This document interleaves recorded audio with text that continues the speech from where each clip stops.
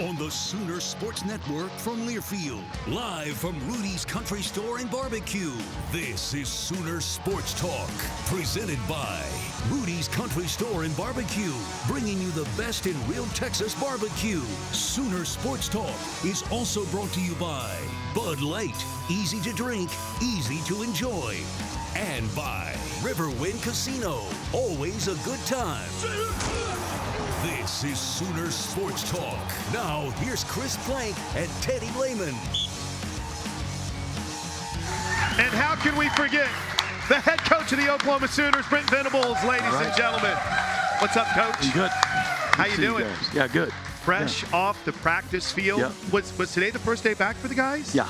Came the weekend off. How was that? Yeah, it was good. Yeah, we practiced on Thursday, finished up around 5, and gave them the weekend off. And during the season, it feels like a week off, doesn't it? I mean, for everybody. It does. You know, they still had school and those kind of things, you know, on Friday, but had the weekend off and got an opportunity. Everybody got a chance to watch a lot of other teams and kind of take a peek at some of the teams on our, you know, the kind of that next 5-game stretch for us too. But for me watching it, and for a lot of us, you know, you watch a lot of great games and really good teams and good moments, but it also just validated what you thought, that, man, it's wide open. And anyone on any weekend. There's no limits on, and we put it all together, what we're capable of, and we've got a tough, you know, road ahead, but everybody does. And everybody has things that they can hang their hats on, and a lot of the good teams still have, you know, everybody has some warts, you know, some areas that maybe they got to keep working on and getting better, and certainly we're no different. And so that's the challenge for us, man. I thought last week was as good of maybe our best bye week that we've had in you know, the last 4 years, and from attitude, energy, effort, planning, good on good, just the, you know, the volume of work was about normal, but the quality of the work was really, really good and just super intentional. And I really like the hunger of the team and the humility of the guys. And you know, we've just got a lot of guys that understand and value, you know, the work and our process and how we do our, you know, what we do, and systems and schemes and things like that. So, you know, the challenge is how good can we get, you know, to start to try to pull away from people, and having just really good, honest, truth-filled conversations with yourself, and willingness to accept areas that we got to improve and get better at, and just take the field great, you know. How do you get better, you know, and not just give it lip service? You just, when the defense or the offense is going out and we're going some good on good, just take the field the right way, you know, start the fight. And so it's a mentality, it's an energy, it's a focus, it's a passion. That's how you improve. And you don't improve just because you're there and you're showing up. Everybody's showing up, but not everybody is intentional. And so, you know, that's the mark of a good player or a good coach, you know, to be able to get their guys to improve incrementally. And so we spent that week also of, you know, just self-evaluating, you know, the different areas where we need to improve, and what are the statistics showing, what are our tendencies, what are some things that we need to do moving forward to break some of those tendencies, whether it's formations or emotions or alignment, rotations, down and distance. It's play caller, you know, DNA. You know, what's a play caller do on 2nd and long after a gain of 3 or less? You know, there's a DNA there, and your job is to make it say 50-50. It's 50% blitz, 50% coverage.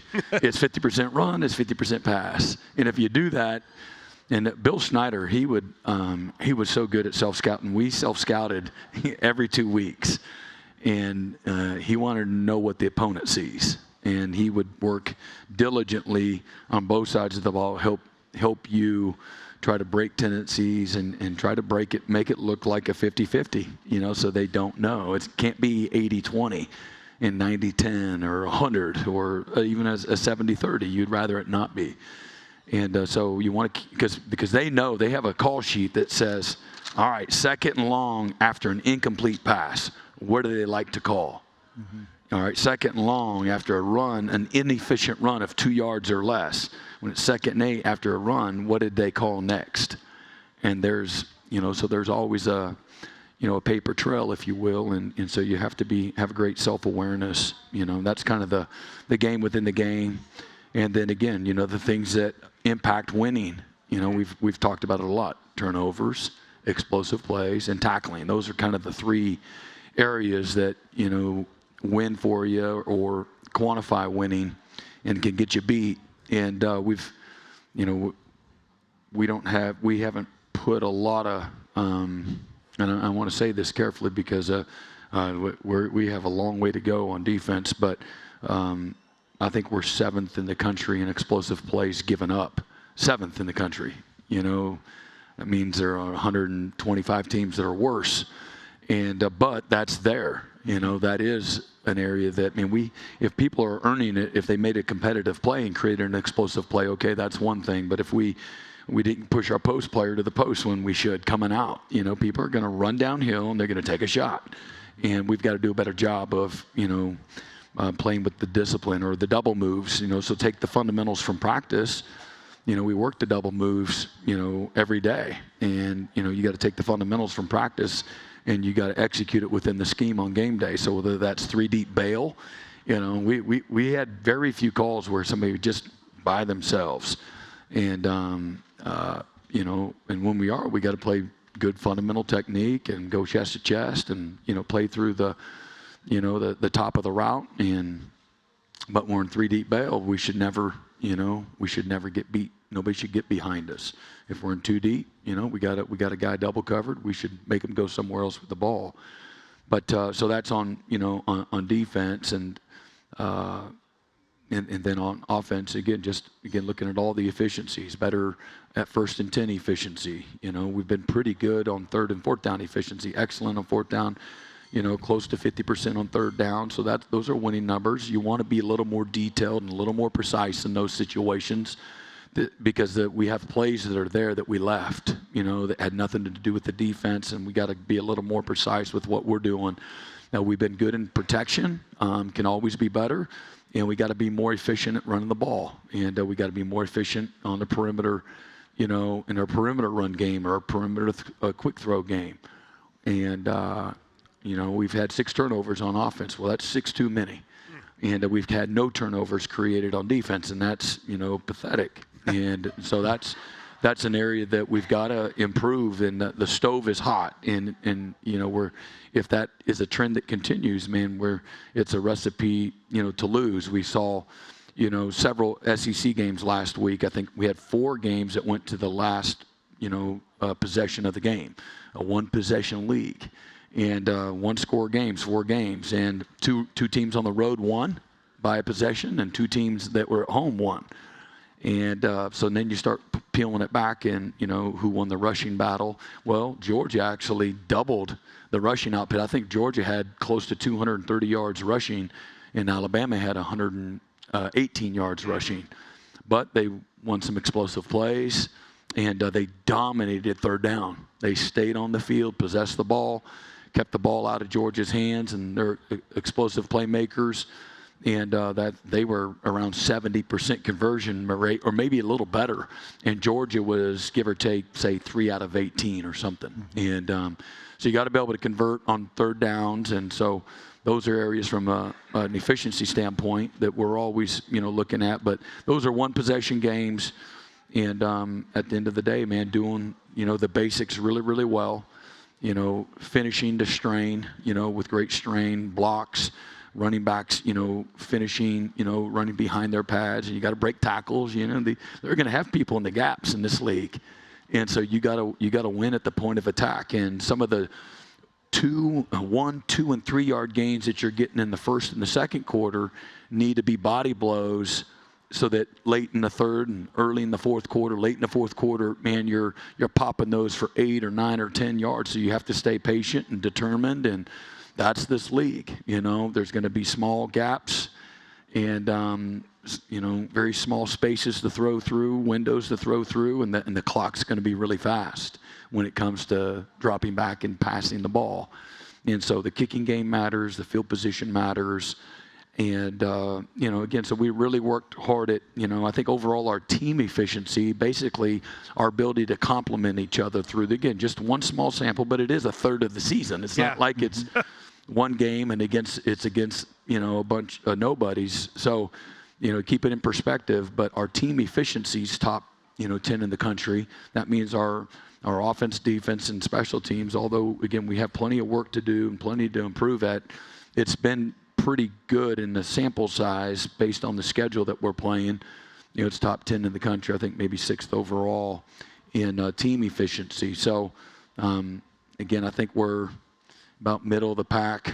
I think we have about 5+ penalties a game, which is around 60th in the country out of 134 teams or so, and top quadrant of the SEC from the penalty standpoint. So got to get turnovers, no doubt about it. I think the top teams, I think Ohio State last year was +3.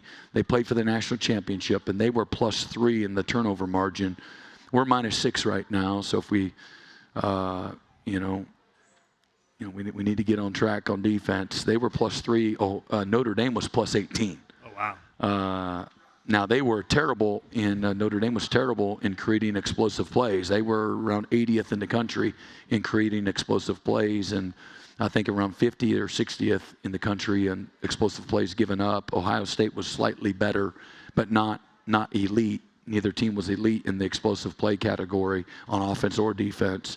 Ohio State was, really below average when it comes to turnover margin, but they weren't on a really bad side of it, though, either. And so I think there's always perspective. We talked about it as a team today, just looking at all the teams in the playoff last year. And 3/4 of them were in 40th or worse in the country when it come to, turnover margin. And a handful of them were in the top 20 in turnover margin, and same thing in explosive play. So those are still benchmarks, I think, being really good. When it comes to situational football, red zone offense and red zone defense. I think we're top 5 in the country maybe in red zone defense. We haven't given up a whole lot of opportunities to people. First in the SEC, top 12.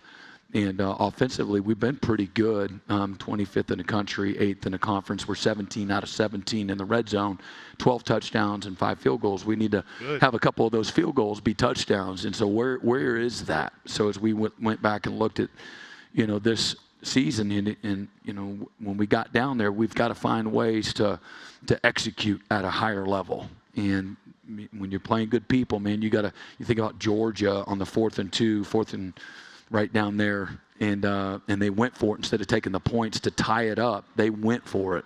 Analytics say go for it there, and they did. And they didn't tie it. They didn't execute, and they end up losing, by 3. And how many more opportunities are you going to get when you go down there? And so you gotta execute at a really high level. We against Auburn, we had the 2-point play that would have put us up by 9.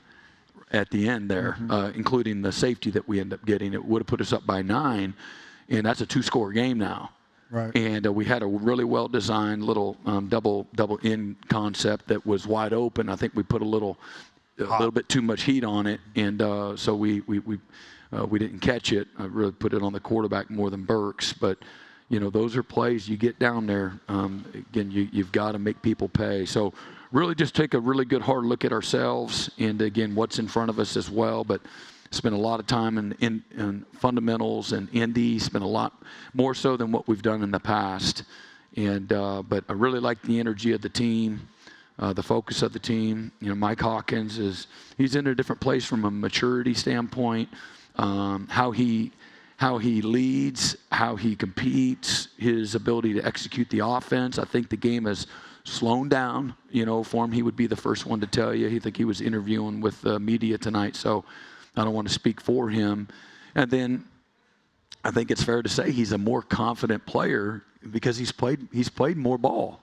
He's just a freshman. Physically different too. Yeah, he's physically different. Some weight. His body and again, the coaches have done a really nice job at figuring out again, this is the things that he's good at, and this is how we want to build the offense around him, moving forward. And the team around him is much different than what it was. His first start is on the road at Jordan-Hare Stadium, and everybody will tell you it's one of the hardest places to play in the entire country. And, he did what no freshman has ever done in their first SEC road start, and he won. And was far from perfect, which just goes to tell you, you don't have to go play perfect. We were far from perfect. It seemed like every explosive play we made, except for the scramble he made on the touchdown run right out the gate we ran the mesh route. And, that ain't it.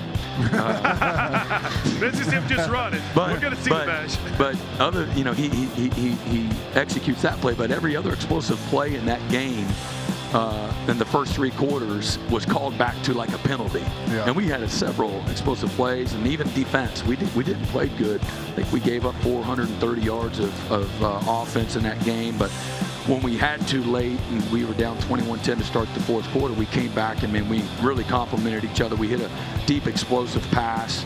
Here he is running. That was in the first quarter there, showing his legs off there. Really explosive. You probably thought this is going to be easy after that. Yeah. Not so fast, yeah. But, and as we've seen, that's a really good defense, too, that you're going against. I think, if you saw anything, even look at last week at Auburn at A&M. Auburn did not play very well on offense. I think they were 0 of 13 on third down, and it's a 16-10 final. Yeah. And Auburn scores on defense, and it's on the road, and it didn't seem like they had any rhythm on offense whatsoever. But you just kind of keep throwing haymakers, you keep punching back, you keep swinging, you keep striking, and you get it in the fourth quarter. It's a one-score game. Got a chance to go down and win the game. You had a chance to go win the game. So.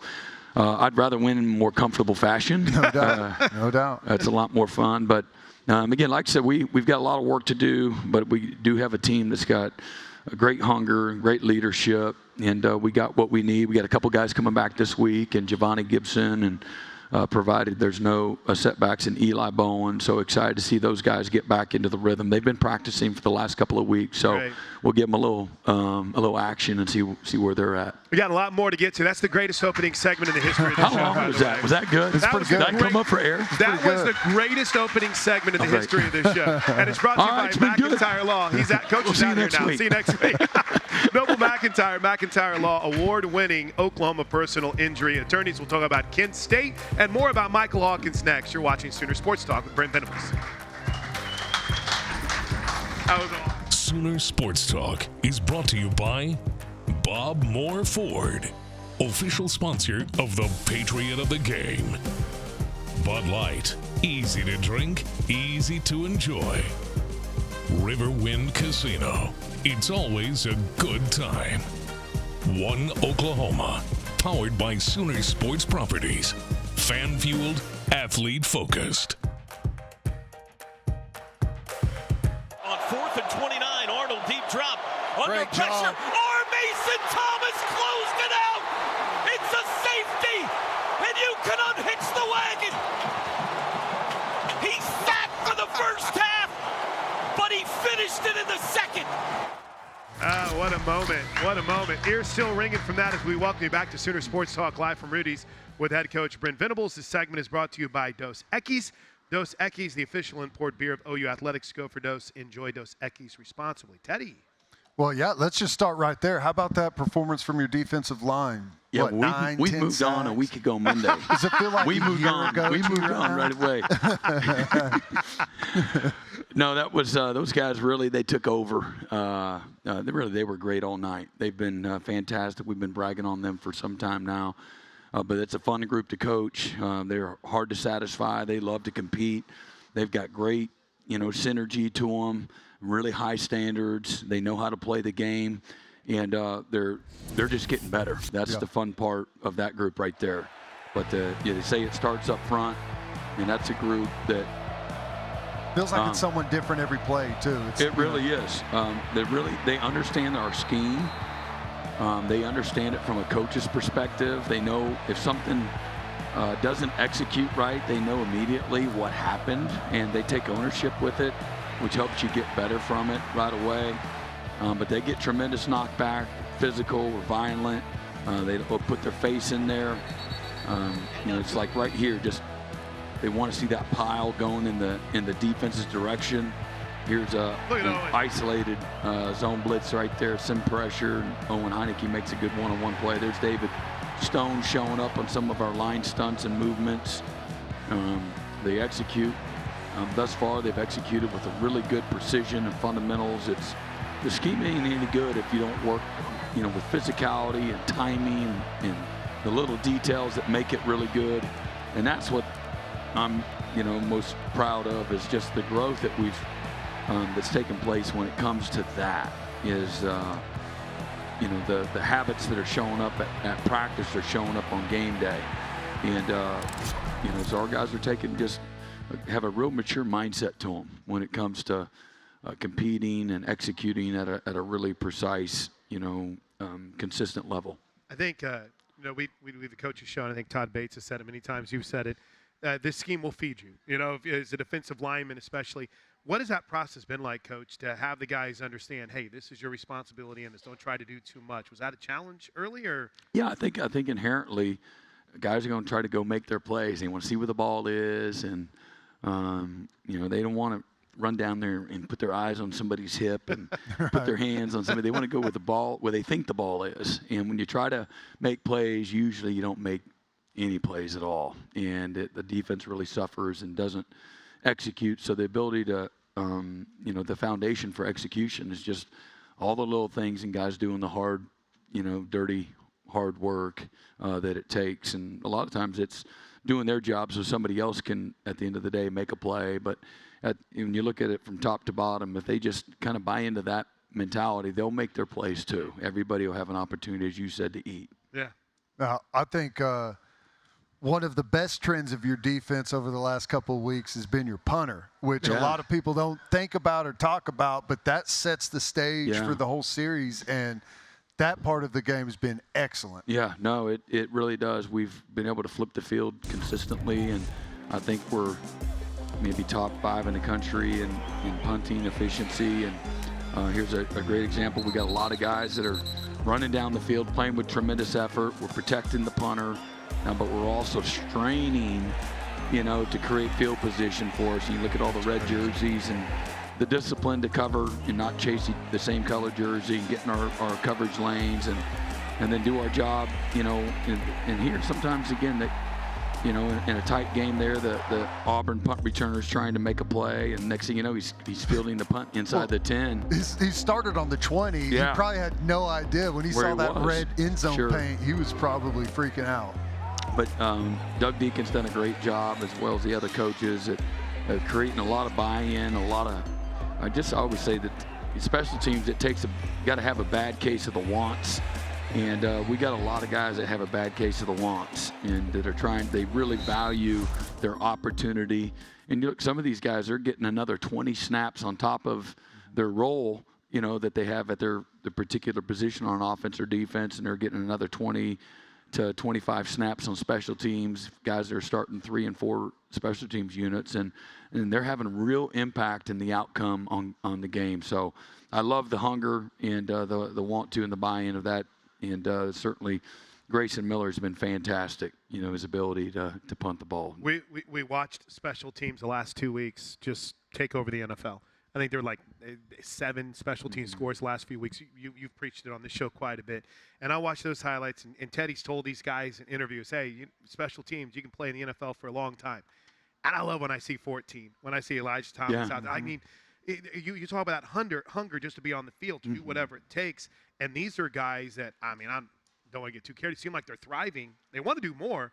But to see them embrace that role, Coach, it's got to be incredibly encouraging. No doubt, and that it's usually a precursor of things to come at a position as well. So right now, their role that they have, they're embracing it and impacting the game and having fun doing so. And then all the while, they're gaining confidence that'll bleed over into the other areas at their position. Yeah, it's been fun to watch. How'd you think your quarterback played, considering that he tore his thumb up early in the football game? That was pretty wild to find out. A little better than solid. And, no, man, no surprise. He's a very tough competitor, loves to play, he's got a lot of adrenaline going, and so he just kind of played right through it, was very efficient, and when we needed him to be his best, he was at the end of the game there, put together, a heck of a drive, maybe his best throw of the season on that drop ball he had to Sategna on the sideline. And but my man, he doesn't have any fear, any doubt. He believes he can make every throw as both a runner and a thrower. Does it as here he does a really good job here. Sometimes I just got to tuck it and get the positive yards, and here he does the same thing. He's always falling forward. He's got great field vision, and I love that he gets it to Kanak right there, and what Kanak has been able to do all season, he catches it, and he goes forward. But he puts in a good spot though. That's always underrated. Yeah. And you see a lot of quarterbacks that can't do that. Here we get him to jump off sides, and then he hits Sategna in the hole, and then here's one here. You'd love to get that one back. He could have continued to run right there, but does a good job on the over route. Here he gets some positive yards on the quarterback run, and here we get a cross and underneath route with a flying leg kick. Needed the chops. A road warrior. And really good job there. And again, it's not there. Hey, let me just pick up another 6 or 7 yards and frustrate the defense. Here we hit Burks on a crosser, on a runner, and get a first down.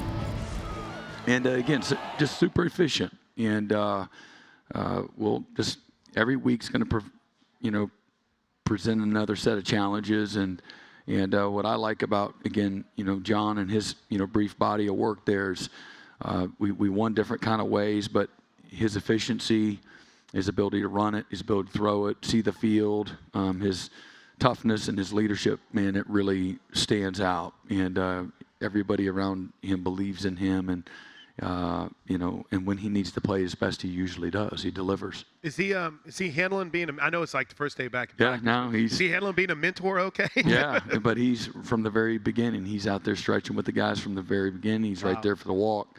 And, so he's a guy you got to kind of pull back. But, he's going to push the limits on everything when it comes to his rehab and getting back. And at the same time, I tell him you're not going to defy the odds. In some ways, there's certain protocol at least for the interim here at the beginning, that you need to let those things heal and that kind of thing. But he'll be good, And as soon as somebody can come back, he'll be one of those guys that was, he broke the record, if you will. Coming back. So he wants to have that mark. Yeah. All right, we'll talk about Kent State more on that. On that Michael Hawkins start on Saturday that I'm fired up about, and I'm sure you are too. You're inside Sooner Sports Talk with Brent Venables. Don't go anywhere. Sooner Sports Talk is brought to you by OU Fan Shop. The best place to gear up for game day is shop.soonersports.com. Sooner Kids Club. Log on to Soonersports.com/kids for information about joining the Kids Club presented by OG&E and brought to you in part by Devon Energy. Walden Cleaners and Laundry, where the difference is quality. He's got it. They bring pressure. He'll run right side, has room. To the 10. Mateer to the 5, cuts it up to the 2. Reaching for the end zone. Touchdown! Touchdown, John Mateer! And the Sooners are back in front in the SEC opener.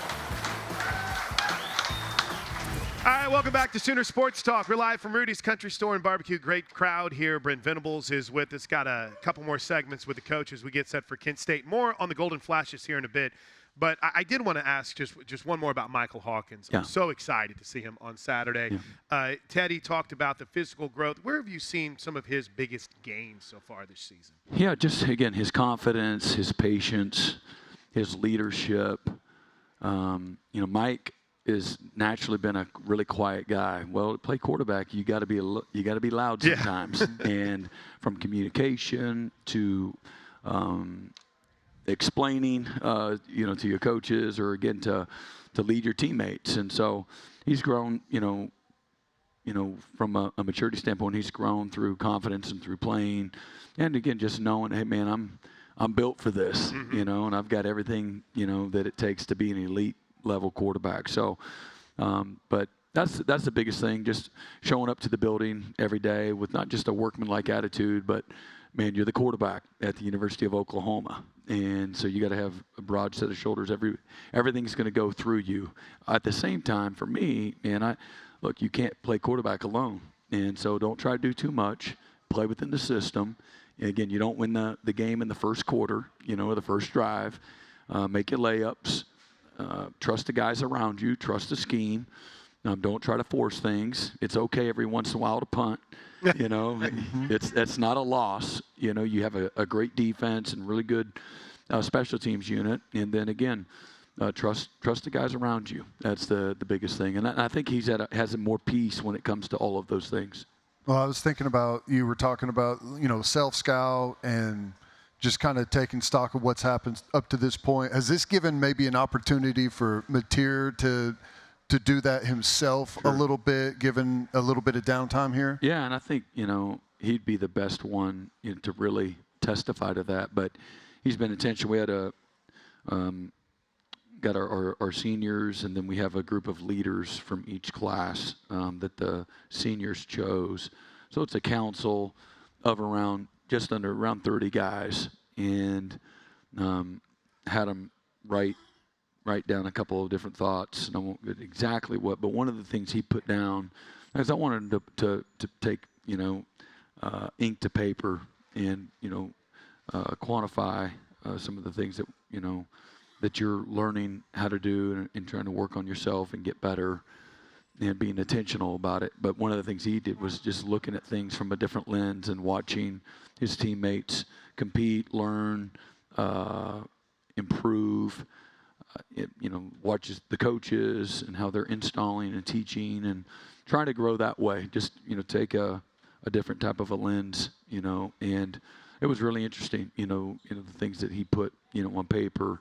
And he's just got a wise, older soul to him, which is, I think, something that even though he's just had a year and a few games of experience, as a full-time starter in college football, he's got wisdom beyond his years. He's good actor too. I saw his commercial for the first time this week. Oh, really? Yeah. What was it? What kind of commercial? It was the Fowler commercial. Whenever he's in the garage and he's throwing the football through the tires. Yeah, I hadn't seen that one yet. It's pretty good. He's pretty good, and he's just a great representative of Oklahoma football. No doubt. But I think I feel like I tell you this every single time we talk. You just got great dudes. Yeah, I mean, you really do. I know you feel like you're gassing your own guys, but you are one, and it's warranted. Yeah. And I don't give lip service to that. We have a bunch of good guys that have, again, a great appreciation for their opportunity. They're super coachable. They're hungry.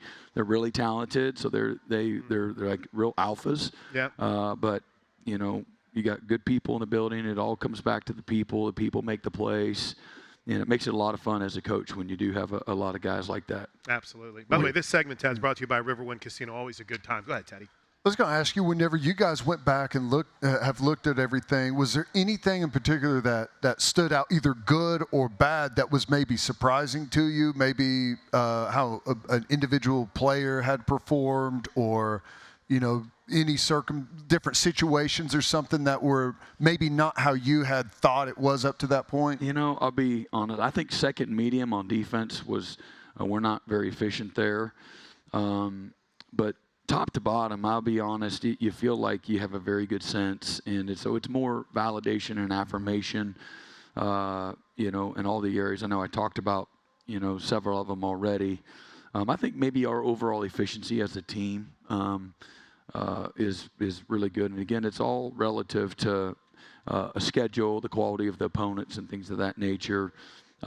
So it's more of what we thought. More than anything, and in the area where you're not good at, it's all the turnover margin things, where just that's kind of a frustrating thing, because it's not a reflection of where your unit is or where your team is, but it is what it says you are when it comes to, again, turnovers lost, turnovers created, and the turnover margin. That's an area we definitely have to improve and get better.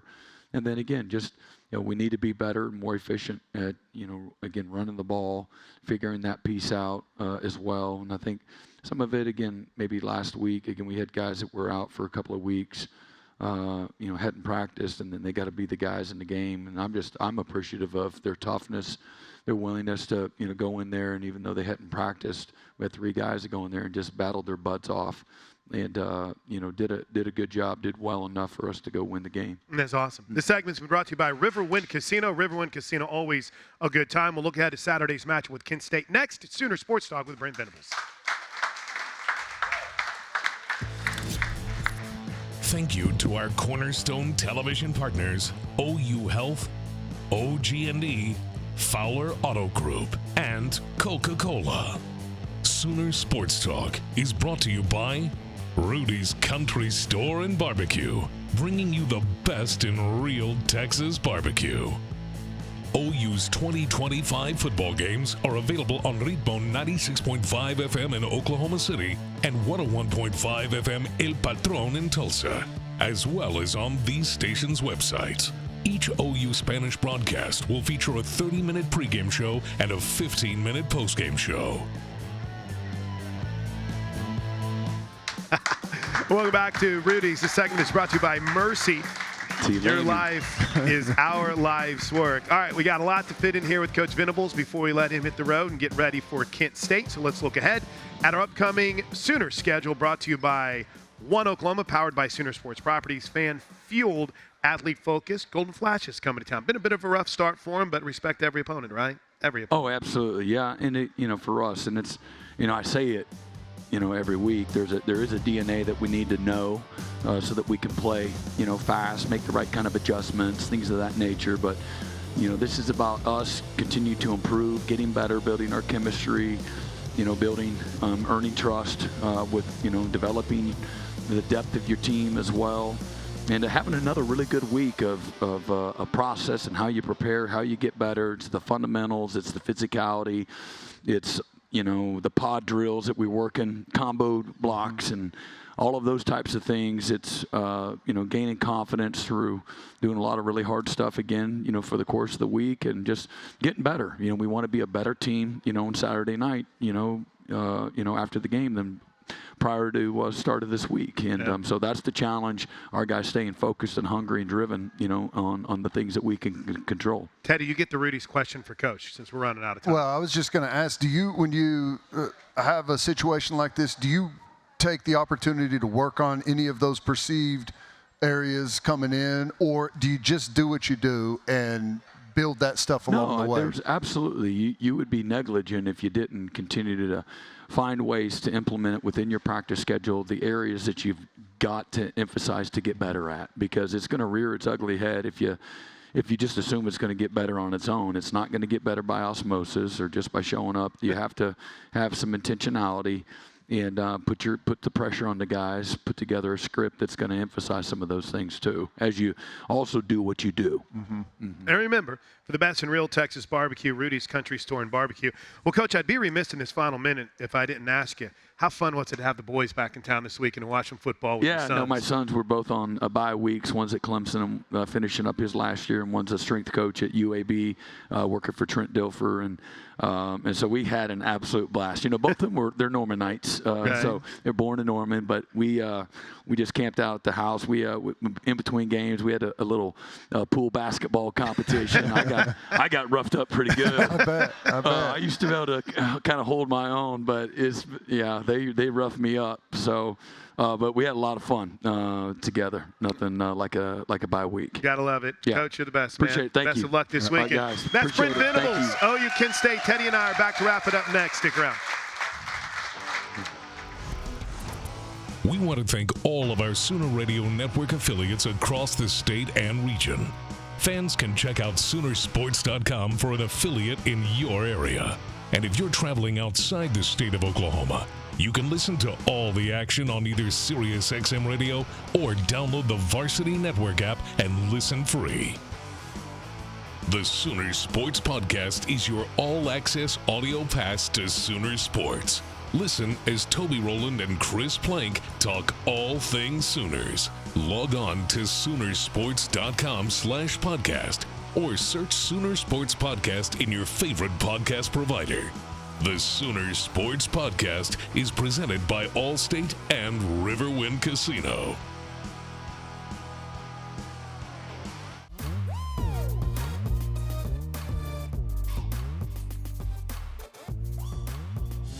He's got 7 to snap, and he's got the football. Back to pass, looks left, looks middle, can't find anybody. Now he's rushed, now he's sacked. Taylor Wine planted him. It's a 3 and out. How great was Coach Venables tonight, Teddy? That was awesome. Oh, man, he was fired up. I love that opening monologue. Oh, my gosh, it was great. Get ahead of the chains timing-wise. It's perfect. We got ourselves a little tap-in putt here for the end of the show. So self-scout, though, in our final 2 minutes here, Ted, I think the idea of self-scouting and how important that was to Bill Snyder and how Brent Venables has carried that over, I think that's really a cool thing to hear Coach talk about. Yeah, and, some time to be able to work on those things, hopefully get some guys back and healthy, work on some running game. The turnover situation is – frankly, a statistical anomaly to be able to play that good defensively and haven't forced a turnover yet. And they've had some opportunities, but it's hard. I mean, I don't know how you work on that. You just continue to play great team defense, and they're going to happen. But, it came at the perfect time. You factor in Mateer's thumb injury, and when it happened, if it had to happen, it couldn't have happened at a better time. Right. And, you get an opportunity to just develop some of those things, get some guys back and healthy, transition in some guys that haven't played yet. So it really has come at a perfect time. Our final segment, as always, is brought to you by your local Sonic. Live free, eat Sonic. And with that in mind, Saturday afternoon, kind of unique start time, 3 o'clock. In our final minute, you don't want to get caught up looking ahead too much, but Texas is looming next week. How much of a challenge is that? Well, I don't think it's going to be a challenge this week. I think that we should be able to go out there and handle business against Kent State. I mean, everyone knows that, but that doesn't mean that you don't go out, take care of your job, practice like crazy, because all that carries forward. You don't just practice for the game this week. You're practicing to improve throughout this as the season goes. So I think those guys are going to be hungry. There's some great opportunity in front of this team. Yeah. And I get a sense with the guys that we have that they feel that, and I just don't see them letting off the gas. And I don't know about you guys. I'm pretty excited to see Michael Hawkins on Saturday night. Great job by our producer, Craig White. Good job by Draker on site. For Teddy Lehman, I'm Chris Blake. We'll see you back here at Rudy's next week and on Saturday inside the Palace. Boomer Sooner. Sooner Sports Talk has been brought to you by Rudy's Country Store and Barbecue, bringing you the best in real Texas barbecue, and by Riverwind Casino. Good times, great rewards. The preceding has been a Learfield presentation on the Sooner Sports Network.